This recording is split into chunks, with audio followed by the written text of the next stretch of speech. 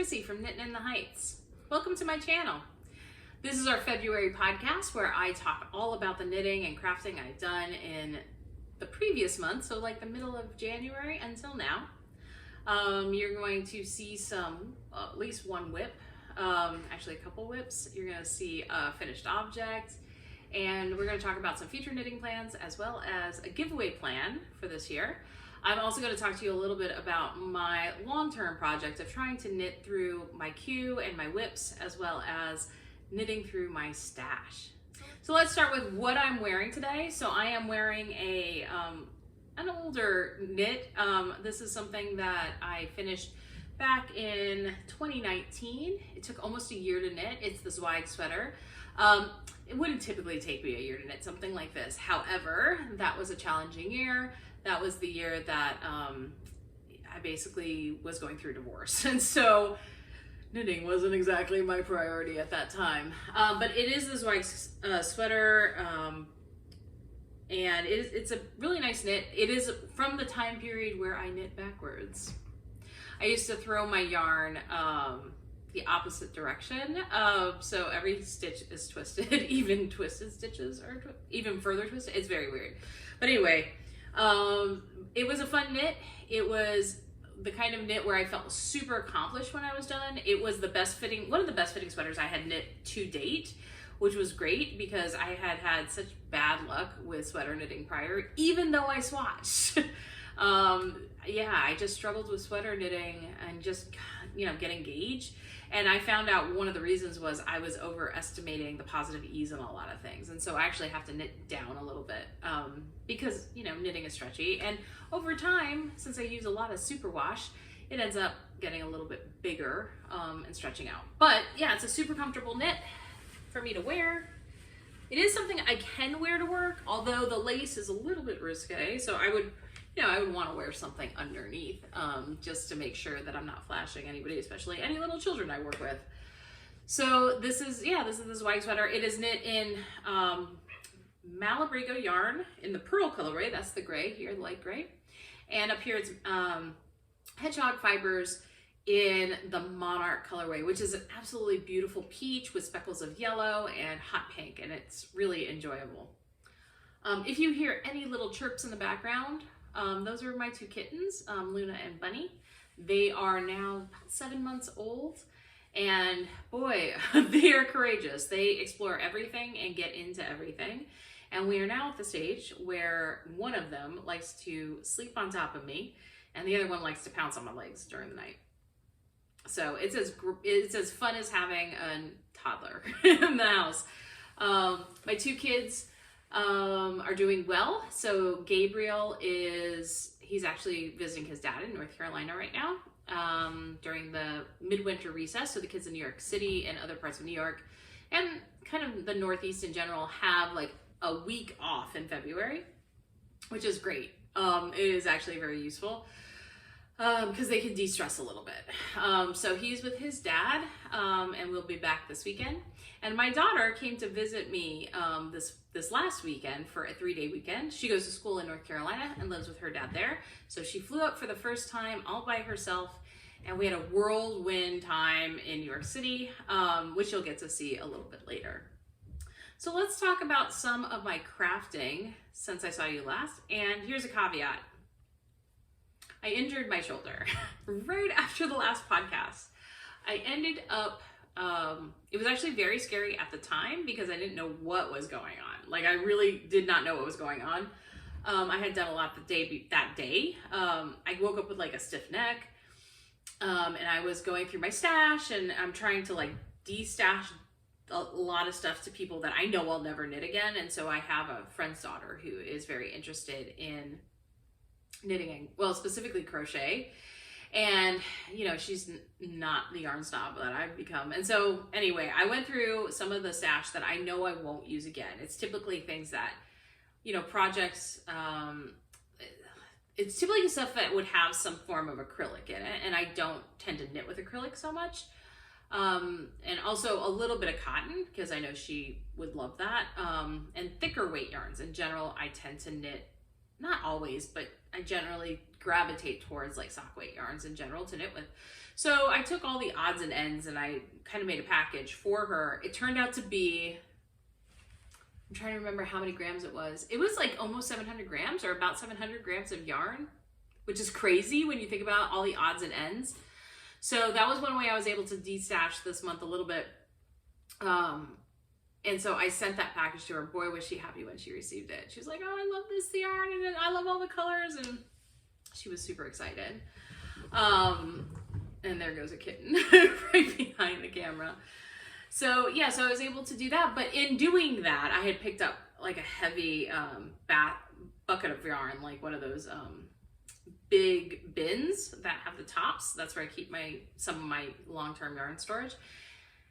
And I picked up something, there was something on top of it. That wasn't heavy, but I picked up one of the bins I used to store my son's toys. Picked it up and it was heavier than I thought. And I realized, oh, that really hurt. I think I pulled something. Didn't really think much about it. Started knitting because it didn't hurt. It didn't hurt that much. I was knitting and I was doing a little bit of cross stitch. Lo and behold, it was a really bad idea to do that. In the middle of the night, started having shooting pains down my arm, like in my left arm. I'm like, what in the world? I could not sleep. Everything, it was like, and it was out of the blue, woke me up out of a dead sleep. Ended up having to, I ended up having a phone visit with like a prime care doctor in the middle of the night, which by the way, you can do. It is possible. And I was like, what do I do? Because I was trying to avoid going to the hospital again this year. And so I called them and they're like, well, what are your symptoms? And I told them exactly what I was feeling. They're like, oh, go to the hospital, go to the emergency room. I was like, oh, okay. So at about 5 a.m., woke up Gabe, bundled him up. We're only a block, like 2 blocks from the hospital. So we walked to the hospital, told them my symptoms. They immediately took me back, gave me an EKG. EKG is okay. They started assessing me for things like heart attack, stroke. They start asking me if I might have things that could be shingles. It was none of those things. They finally come to the conclusion that, because they didn't do an x-ray because they didn't think anything was broken. And they weren't going to do an MRI in the emergency room for this. They're like, we don't know what it is. It's muscular. Here's some painkillers. Here's, they gave me some like muscle relaxants. And they're like, we don't know what it is. Good luck. Bye. And I was like, but this doesn't make sense why it came on so fast. So anyway, I let it heal for a little bit. It did start to feel better slightly, but it was very painful for, about, basically the whole next week. And I was like, all right, it's time to figure something out. So I decided to call a chiropractor. That was a sports medicine chiropractor. And they're very close to my office. Went in right away. He took x-rays and he's like, oh, you have a pinched nerve in this particular part of your spine. And I think it's between C5 and C6 right up here. And so since then, that was about 3 weeks ago. Started treatments right away, and like it has gotten progressively better. Like I would say that in the first 2 weeks, like I saw 80% improvement right away. But in the interim, I was told to not to knit. Could I follow those directions? Mostly. I still had to knit some because I can't not, when you do this craft, it's really hard not to. But I basically held off on knitting for quite a while, which is why you're going to see I didn't make a ton of progress on things. And it didn't do as much as I wanted to, but sometimes life throws you yet another curveball and you just got to go with it. So let's dive in and take a look at my one finished object. So I'm very proud of this, by the way, especially considering I wasn't supposed to be knitting very much. I was able to finish the Botanic Shawl by Stephen West. Here it is in all its glory, fully blocked. It's humongous. I can't even get it in the screen. So it is knit out of 2 great yarns that were deep stashed for me that I'd had for years and years. So we have Dreams in Color. Is that right? I think so. Dreams in Color. That's kind of this white sparkle. And we have a Zauberball in the Blackberry colorway, is what it translates to from the German. And it is a really, really fun potato chippy shawl. I will say the border was actually a lot more fun than I anticipated it being, and it was easy. But yeah, it's a really great knit. It is going to be a gift for my dad's fiance. They're getting married in, I think, September or something. But it's humongous. So yeah, I mean, I think she's gonna love it. She does, you know, from everything I can tell. Let me make sure I don't set it on fire by my candle. But everything I can tell, I think she likes these colors, you know, and I mean, it's really big, it's cozy. Yeah, it's just a really, really cool shawl. So would I knit it again? Not right away. But it is definitely one I would suggest for newbie shawl knitters. It's not hard. Like it, you know, the first shawl I think I would recommend for people to knit is the Boneyard Shawl by Stephen West, because that is a really easy shawl pattern to follow. This one, I mean, the hardest thing, and there really isn't a hard thing. I mean, you have knits, purls. If you don't like purling, you won't like this pattern very much, because there is quite a bit of purling. Slip stitches, make ones, but it's not very, like, it's how you do it. It's actually super potato chippy. And there's a special technique used for the border that is like so simple. It's not even something that it is a technique in and of itself. I had never done it before, but it's so simple. It doesn't take any thought. Like, he explains it extremely well, and it's really easy to do. I think the most annoying part is the I-cord bind off, just because it feels like it takes forever, because it really is a ton of stitches on the needles, and you don't realize it while you're knitting it. You know, that's a lot of stitches. I mean, it's my wingspan worth. So yeah, but it's a beautiful, beautiful product. I'm very happy with it. I hope she likes it. You know, if I'll find out if she's knit worthy after giving her this. If she's like, oh, nice, throw it away. Yeah, she's not getting another shawl. She can get something simple like a bulky weight hat or something. But I don't think she's gonna actually be like that. She's actually expressed an interest in my knitting, and, you know, seems to understand the crafting part of it, like the craft that goes into it and the time that goes into it as well. So that is my finished object for this last month. Let's talk about whips. So I know I'm on this mission to finish my whips, to also, yeah, to really go through my deep whip pile. I don't have that many, but I have some big objects. I have a couple of smaller ones that I'm going to try to intersperse. This is one of my bigger ones. I have 2 other Stephen West shawls that I need to finish. Another shawl I need to finish. That's not a Stephen West shawl. And then I have like 2 pairs of socks now. Or, well, you'll see 3rd pair of socks in a second. But some socks, and then I have a pair of fingerless mitts, colorwork fingerless mitts. So if you think about it, in the grand scheme of things, that's not a lot, except for the fact that I don't have a ton of knitting time right now. And with my shoulder, I have to be aware of that. So I'm really trying to strategically prioritize how I go through getting through my whips, and then once I'm through my whips, going through my Ravelry queue and knitting the things that I've said I was going to knit for years. Okay, so at this stage, what I decided to do, I got a phone call from one of my cousins she was actually born on my 16th birthday, and we shared our 17th birthday party with her first birthday party. Let me tell you, it was not fun being that 17-year-old. It was all about the baby, but it's okay. She's great.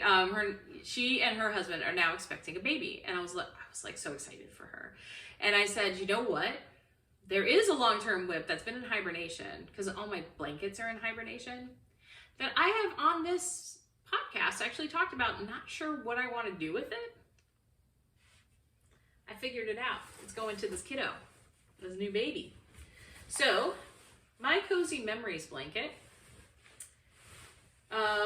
had been in a hiatus for a long time.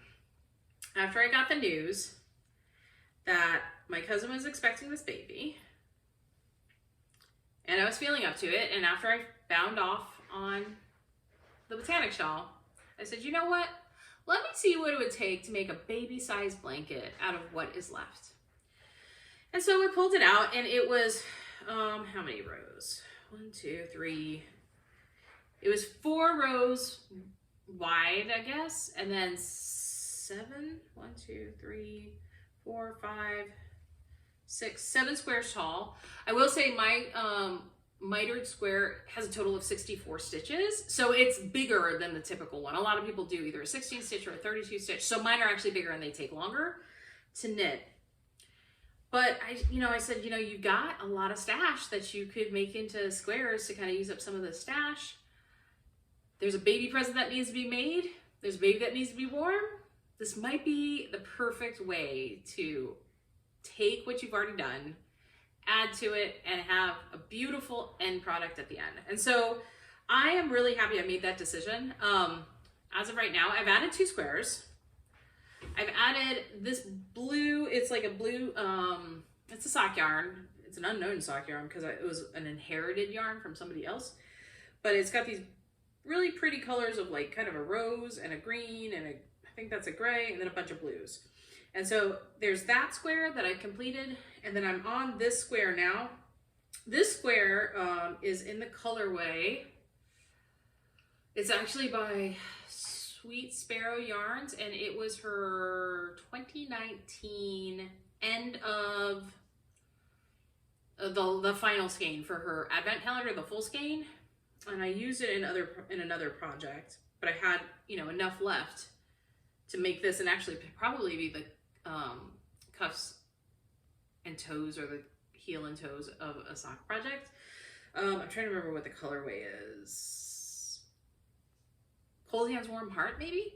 That might be it. But it's a really pretty it's a brown color, like a nutty brown color with speckles of orange, and I thought that would be really cute. I mean, we don't know what the gender of the baby is. They are going to find out, but it's actually kind of early.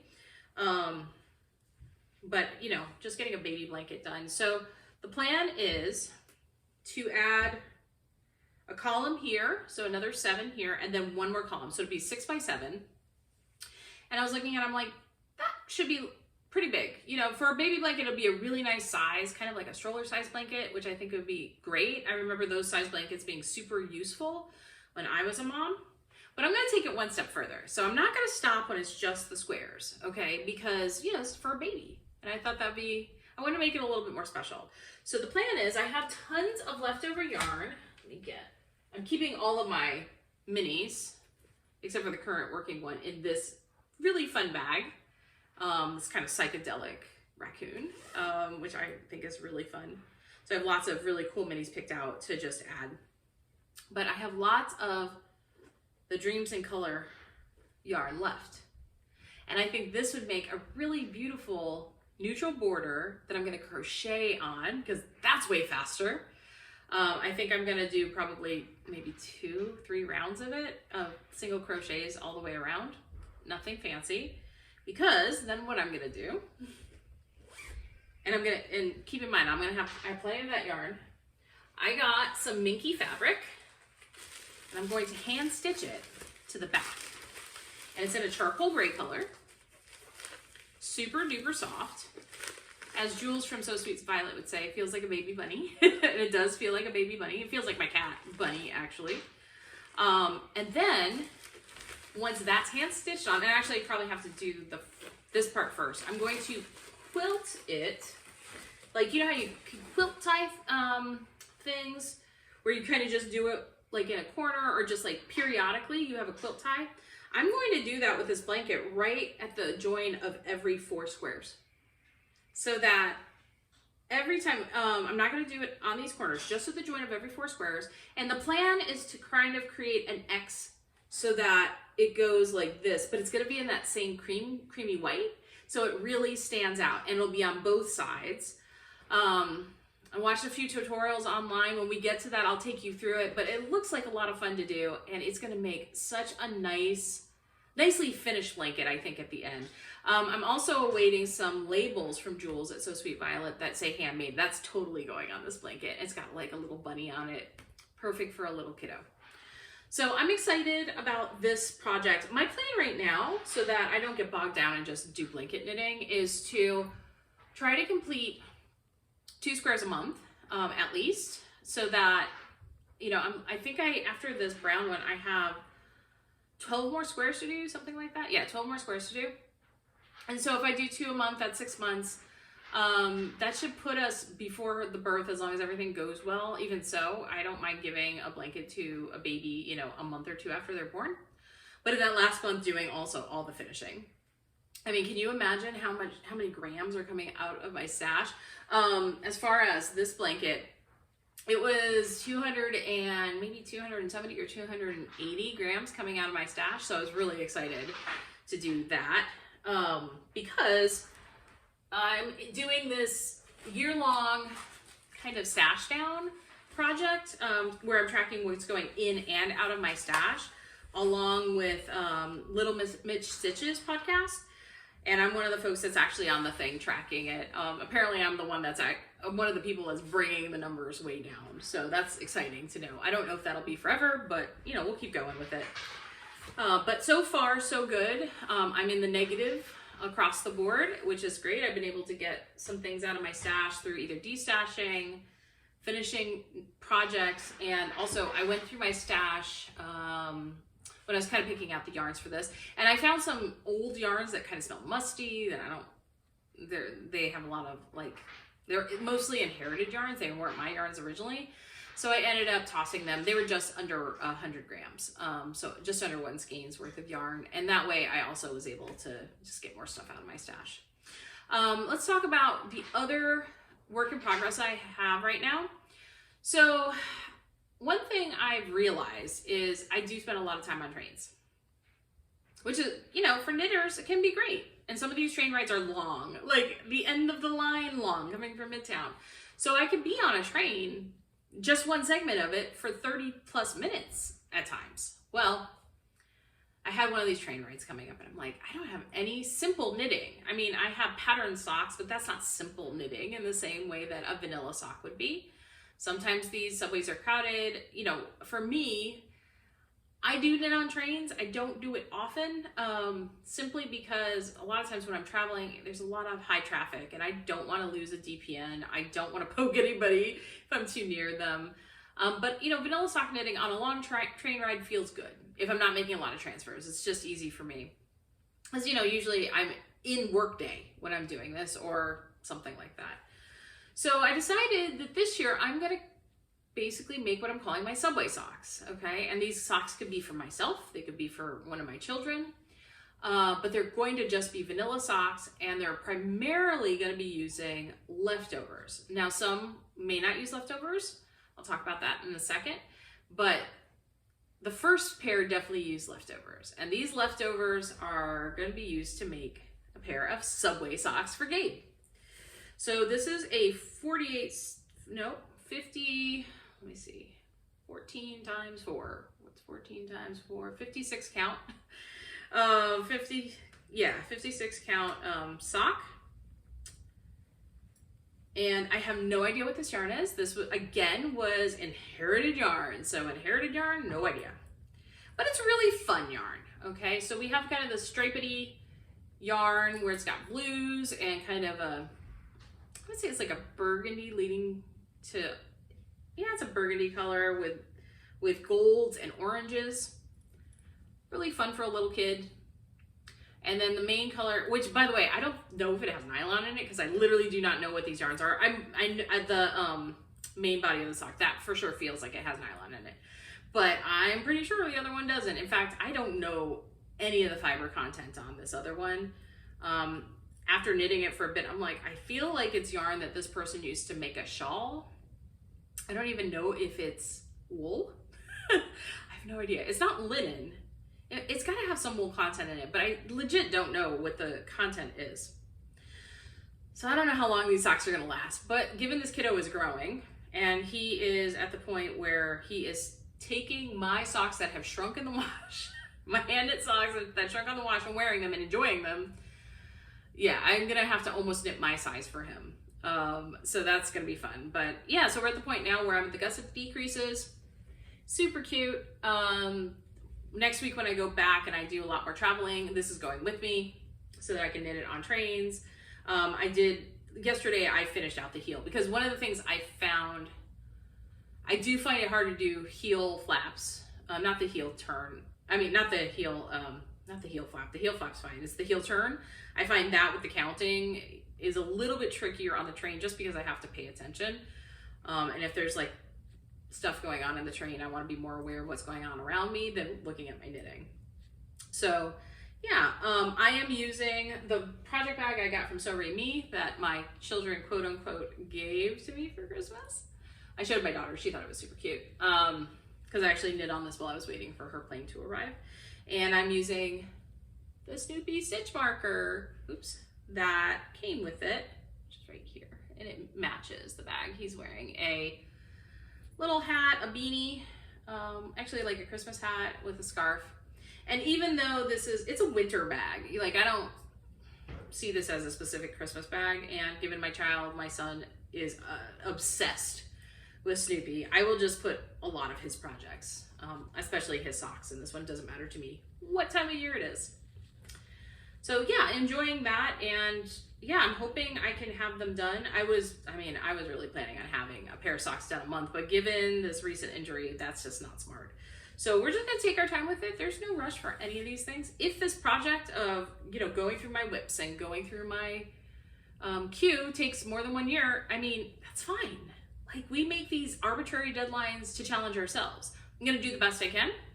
We'll see where it turns out. All right, so now let's just talk briefly about planned works in progress. So when Colleen was here, I said to her, if I were to knit you some socks this year, which is something she really loves, is hand knit socks, I want you to just choose from my yarn stash. You choose 2 skeins that you really want socks out of. So after I finish these socks, then I'm gonna knit Colleen a pair, and then I'm gonna knit me a pair. Mine is gonna be from Stash. And then I'll go back and do Gabe another pair, and Colleen a pair, and me a pair. Okay, that's the plan, is to kind of cycle through the 3 of us. But she chose, just so we can all see what her choices were. And I think this is gonna be the first one, partly because of the name. So she chose this one from Green Lambkin yarn called Bunny Hop, which is just great. So it's a gray speckled with the natural cream. It's also on a silver stellina base, and it has all these hot pops of color, like hot pink and like a tealy green and a purple, and I think there's a yellow in here too, and it's just super fun. I think for a burgeoning teenager, this would be great yarn for her to have some cool socks.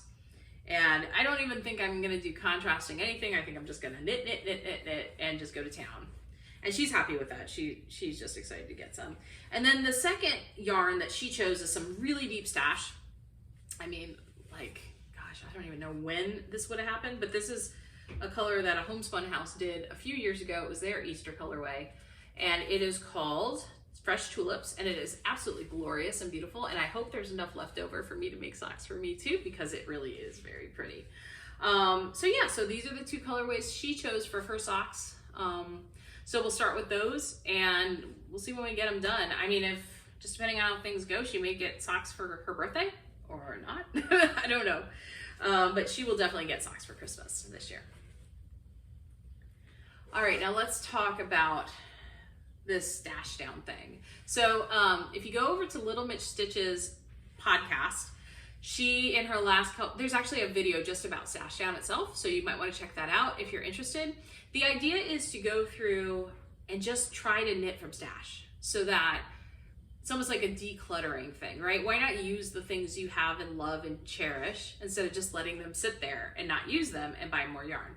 Trust me, I love to buy yarn. I absolutely adore to buy yarn. But, it doesn't always make sense financially. It doesn't always make sense space-wise. It doesn't make sense to own so much stuff if you're not going to use it. So the idea is that we are all working together as a team if you want to be part of it, or you can just get the spreadsheet she uses, which is brilliant. I love a good spreadsheet. I use spreadsheets all the time in my work. And can I tell you, this is a beautiful spreadsheet. Anyhow, this spreadsheet is beautiful, and what you do is you track your finished projects and you weigh them, and you get your grams and you put it in. You track any yarn that comes in that you buy, that you purchase, you put it in, or you win in a giveaway, or you're gifted, you put it in, okay, with the number of grams and the name of it. And then on the last column, anything that you gave away, Or if not giveaway, if you throw it away, it goes in that other column. It all totals. Okay, so it all automatically totals, and you can see where you are as far as how much yarn you've used. Are you in the positive? Are you in the negative? What's really cool is she set it up so everybody that wants to be tracked together, we can see everybody's, and as a team, what we're doing and how much we've used. So in essence, what Stephanie has figured out how to do is gamify this. I don't know about you, but I love a good game. And I love really challenging myself to beat what I did before and to really stay on track, because I feel like obligated. Like, I know I'm not obligated. I can totally say, screw this, I'm not doing it anymore, and just not put anything in, and that's fine. But it's also fun to just see what I'm able to accomplish. So that's the first project I'm working on this year with all of my knitting and crafting. My second project, I am working towards knitting through these whips. You know, and I'm doing pretty good. I think, you know, I finished one whip in February, early February. And it's a pretty big one. I mean, that's a pretty big one. It's not like just a pair of socks. I mean, that's like almost 3 full skeins of yarn worth. And then this blanket project, which is literally my oldest whip. I was looking it up, and I think I cast it on maybe in 2015. Yeah, I think so. So knowing it's that old, I mean, yeah, because it was right after I started knitting. So that's kind of huge. I mean, there's yarn in there from my first pair of socks. There's, you know, there's all sorts of really cool memories in there. That's a huge project. My next project I'm going to go to for my whips is going to be the Halloween socks I started this last year. Would like to wear them this next Halloween, and maybe before. So, you know, basically going through all these whips. So that'll be exciting to see all these beautiful things I've started kind of get done. Because what I've learned about myself is really all I can handle knitting-wise is 2 projects at a time. One major project and this vanilla sock mess, or something like a vanilla sock.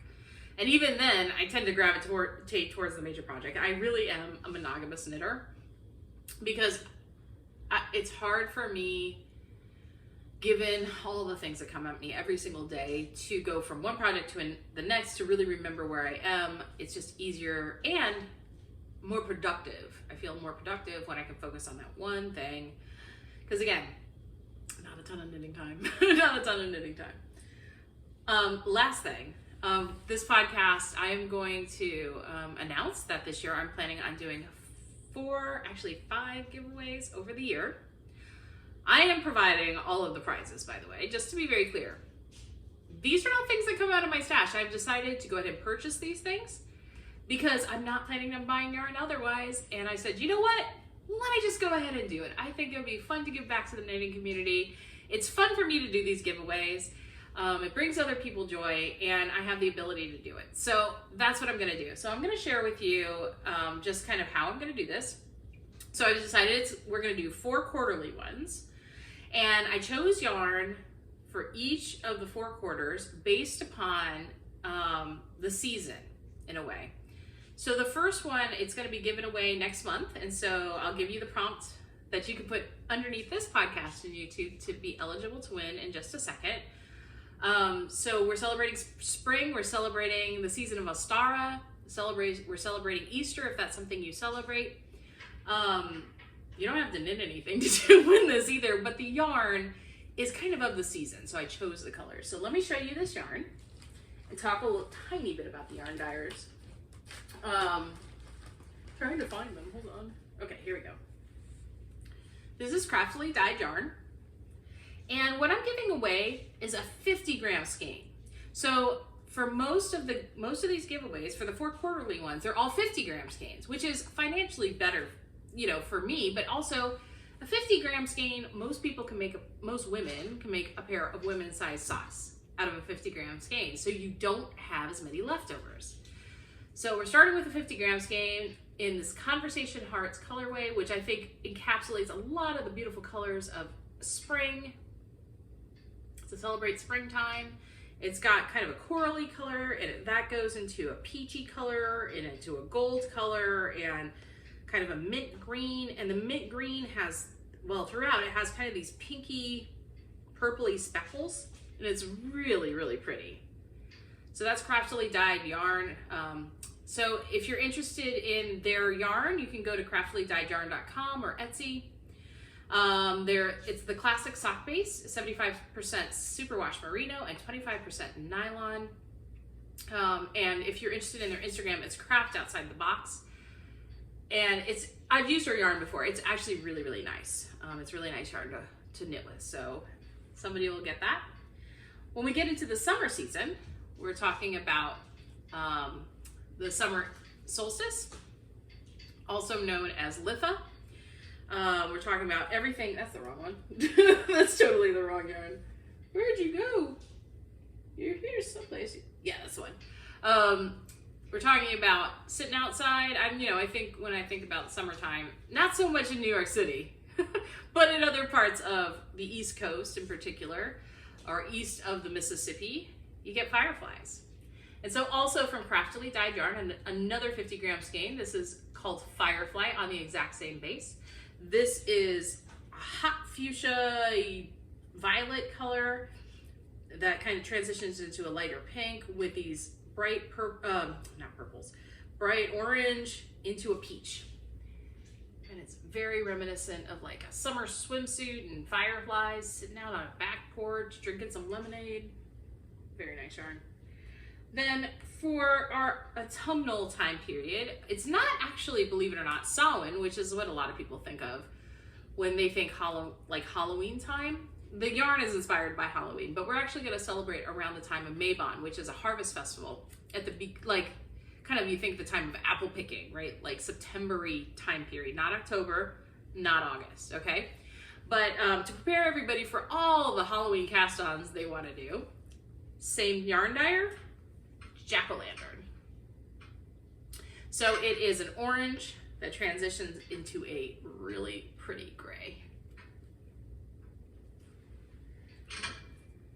And then our final yarn for the quarterly giveaways. This one is a different dyer. It's by Nanette Wake Studio, and that's out of the Pacific Northwest, if I remember correctly. And I was trying to think about Yule and things that go along with Christmas and things like that, and everybody likes peppermint stick. So this is actually called, if I can read it, Peppermint Swirl. And it's this really pretty, and it's got my hair on it. It's this really pretty pink with some pops of speckles of other pink. And I thought that was really fun. But finally, while I was buying all this yarn, because, you get free shipping, I'm like, you know what? I really like doing a giveaway for Vlogmas. So we have a 100 gram skein for this next Vlogmas. It's called 'Tis the Season by Craftily dyed yarn. And it's the high twist BFL sock. So I think these are the giveaways I'm going to do. I'm actually waiting for some stitch markers that are progress keepers actually that are going to be coming in from So Sweet Violet to pair with these. But we're going to go ahead and start with our first giveaway. So again, here's our giveaway yarn, 50 gram skein. I'm going to put a stitch marker once it comes in from So Sweet Violet. It should be here any day with it. And our giveaway question that you should answer in the comments below is, what are you most looking forward to in the spring season? Okay, if you put that down there, you become eligible for the giveaway. I will be drawing, I'm gonna be aiming to draw around March 23rd, okay? So if you just try to get it in before the next podcast airs, sometime around March 23rd, today is February 23rd. So we have a full month, go ahead and get it in, and I look forward to seeing what you're looking forward to with the spring season. And I'll share the answers too, or some of the more interesting answers. So that's it for me for now. There are some fun bits at the end if you're interested in our vloggy life and what we do here in New York City. I will say Gabriel decided he wanted to become a podcaster. You're going to see what that's like after this. And then I take you on a trip. I had a school site visit out in Canarsie, Brooklyn, which is one of those end of the line places on Valentine's Day. So I show you a little bit about what Canarsie looks like. I mean, it is interesting because New York City looks so different by neighborhood. So it's just interesting to look at. But then I take you in all the shenanigans that my daughter and I got up to while she was visiting New York City. Yeah, I don't want to ruin any of the surprises, so I'm going to let you watch if you're interested. Thank you so much for joining me. Feel free to drop me a line at knittingintheheights at gmail.com if you're interested, if you have any questions or want to share anything with me. And I look forward to seeing all your comments below if you want to be entered for the giveaway. Thanks for joining me again, and I'll see you next time. Bye! Hi guys, Happy New Year. Today is February. Happy Valentine's Day. We send everything we have. It is the kids. Yep, that's the cat. And everything could be cool, and everything is good. Yep, it could be cool. Yep, it could be cool. Yep, it could be cool. And we have the new TV, and this is the new apartment. This is my TV and stuff. And okay.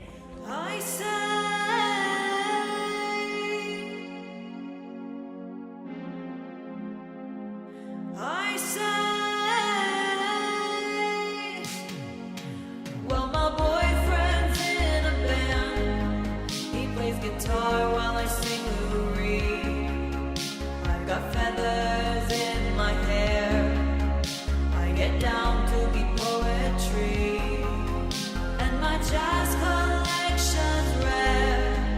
I can play most anything. I'm a Brooklyn baby.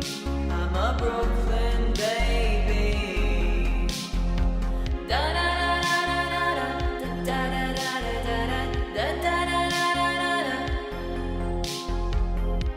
They say I'm too young to love you. They say I'm too dumb to see. They judge me like a picture book by the colors like they forgot to read. I think we're like fire and water. I think we're like the wind and sea.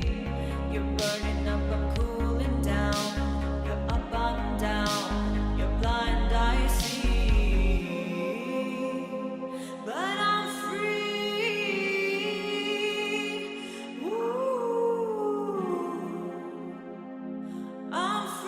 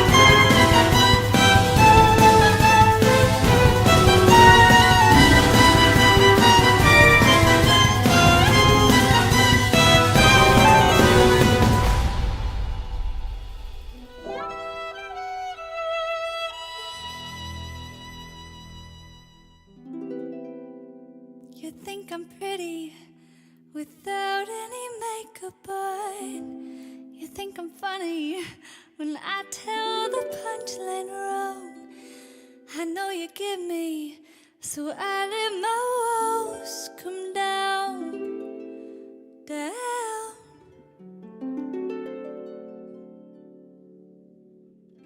Before you met me, I was alright, but things were kinda heavy. You brought me to life. Now every February, you'll be my Valentine, Valentine. Let's go all the way tonight. No regrets, just love. We can dance until we die. You and I will be young forever. You make me feel like I'm living a teenage dream. The way you turn me on, I can't sleep. Let's run away and don't ever look back. We drove to Cali and got drunk on the beach, got a motel and built a fort out of sheets. I finally found you, my missing puzzle piece. I'm complete. Let's go all the way tonight. No regrets. Oh, just love. We can dance until we die. When I will be young forever. You make me feel like I'm living a teenage dream. The way you turn me on, I can't sleep. Let's run away and don't ever look back. Don't ever look back. My heart stops when you look at me. Just one touch. Now, baby, I believe that this is real. So take a chance and don't ever look back.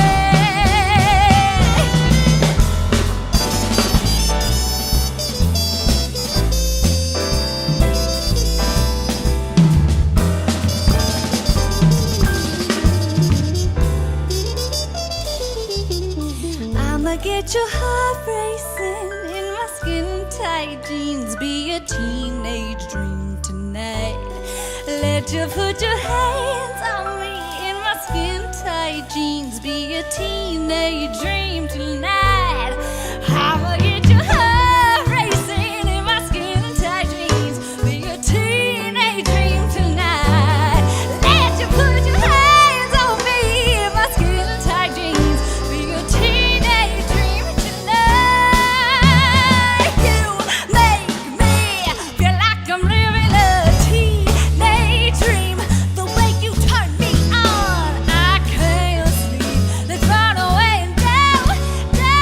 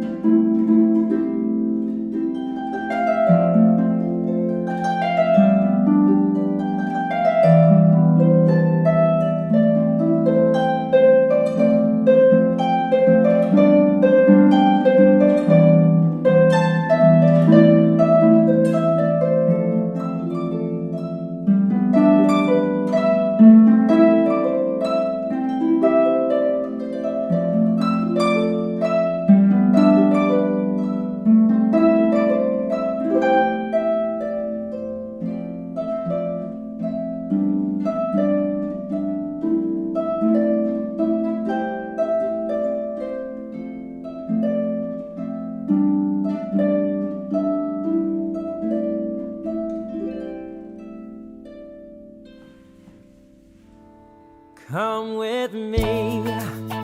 Whoa, whoa. We begin July with a stop at my corner fire hydrant. You would open it every summer. I would bust it with a wrench till my face got drenched, till I heard the sirens. Then I ran like You hell. ran like hell. I ran like I remember hell. To your hell. father's dispatch window. Hey, let me in, yo, they're coming to get me. You was always in constant trouble. Then your dad would act all snide, but he'd let me hide. You'd be there inside. Life was easier then. To Pastor, everything is easier when you're home. The street's a little kinder when you're home. Can't you see that the day seems clearer now that you are here, or is it me? Maybe it's just me. We gotta go, I gotta show you all I know. The sun is setting and the light is getting Are low. we going to